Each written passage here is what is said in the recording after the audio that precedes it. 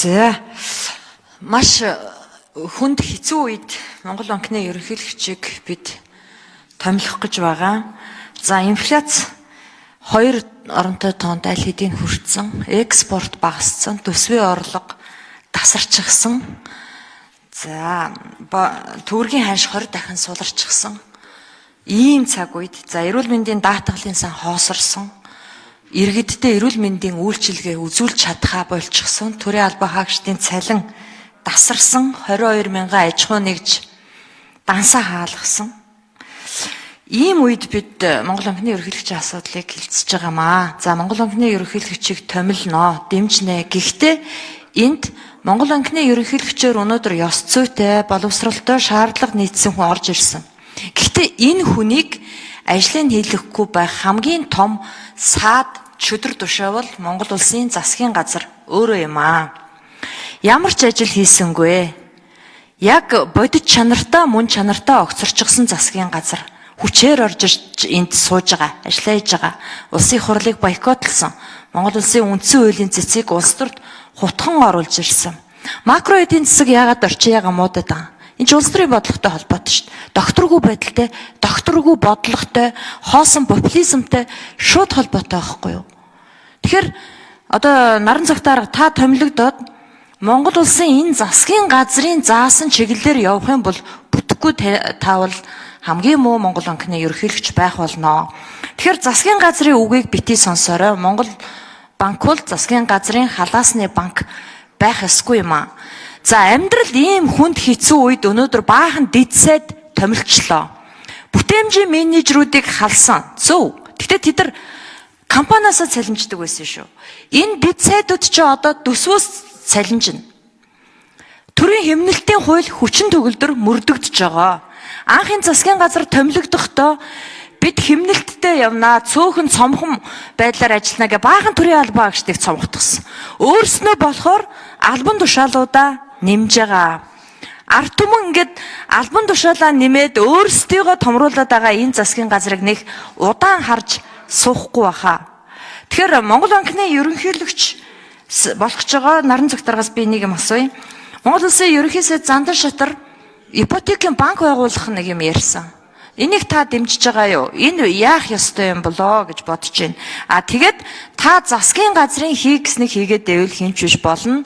2027 онд Монгол улсын ерөнхийлөгчийн сонгуул болно. За ерөнхийлөгчийн сонгуулийг он гараад 26 он гараад л таныг зоох болно. Энэ мэт улс төрийн хавчилт, шахалтанд битгий ороорой. Маш чухал асуудлыг хэлж байна. Улс төрийн шахалтанд битгий ороорой, хариуцлагатай ажиллаарай гэж. Тэр саяны тэр дэд сайд нарын нэрийг нь бүтээмжийн менежер гэдээ нэрлэлчүүл ямар ч ялгаагүй болчих гээд ингээд бие хэдүүлээ нэг юм хуурсан юм яриад байхгүй. Одоо энэ Монгол банкн дээр ч гэсэн та одоо очиод над нэг 700 хүн амьтантай болцсон энэ том орон тоо бий болгоцсон байгаа дээр нэг хариуцлагатай байхгүй бол Монгол банкны ерөнхийлөгч сонсол хийж байгаа үед хугацаанд дууссан ерөнхийлөгч яагаараа бүтэц өөрөө шинээр зураад хүн томлоод байгаа. Би энийг ч ерөөсөй ойлгохгүй шүү дээ. Энэ юу нь юу болоод байгаа юм бэ? За энэ бүтцийн хувьд би одоо нөгөө томилогдож очиагүй учраас яг хэдэн хүн ямар бүтцтэй ажиллаж байгаа гэдэг нарийн мэдээлэл алга. Тэр учраас таны хэлж байгаа саналыг бол бүрэн дүрэн хүлээж авч байна. Ер нь хэрвээ одоо энэ 700 гаруй хүн байгаа бол өцгтөр бас нэг 60 гаруй хүн томилогдсон гэдэг ийм яриа байна. Энэ бол ингээд 5-6 яам гэсэн үг. Өөрөөр хэлбэл засгийн газрын тал гэсэн үг. Тэгэхээр энэ хэмжээний ажил бас хийж байгаа юу гэдэг. Би зөвхөн Монгол банкнд Монгол улсын шилдэг банкны мэрэгчлэтнүүд, салбарын мэрэгчлэтнүүд бас ажиллаж байгаад бол ихтгэлтэй байгаа. Тэр дээр бид нар бас хамтарч ажилладаг байсан. Одоо бас яг энэ ямар хуу төвшөнд очисон бэ гэдэг дээр нэлээд нухацтай хандна. Би мөрөн хөтөлбөртөөч тусгасан. Энэ бол төрийн төв институт, улсын их хурлын харьяа төрийн төв институт, итгэл даахуйц төрийн одоо манлайлал үзүүлдэг ийм байгууллага болох ёстой. Энэ бол одоо төрийн чим шиг, хувийн юм шиг ийм хабрид маягийн ийм байдал руу бол орж болохгүй. Төрийн хэмнэлтийн хуулийг барих ёстой. Мэдээж би энэ алдагдал үүсэж байгаа төрийн мөнгөний бодлого, өмнөх бодлогуудынхаа алдаа буцаа засаад ингээд их хэмжээний алдагдлалд ороод явж байгаа асуудлыг бол ойлгож байгаа. Тэгэхдээ энэ тухайн байгууллагын өөрийн үр ашиг, үйл ажиллагаа бол үлгэр жишээ болох ёстой, төрийн албаны ёс зүйд нийцэж ажиллах ёстой гэж ингэж бодож байна. За эхний асуудал дээр бол би юу юм бодолтой. За таны энэ Монгол Улсын эдийн засгийн төсөв эдийн засгийн нөхцөл байдал хүнд байгаатай бол санал нэг байгаа. Та бас тодорхой тоо баримтуудыг дурдлаа.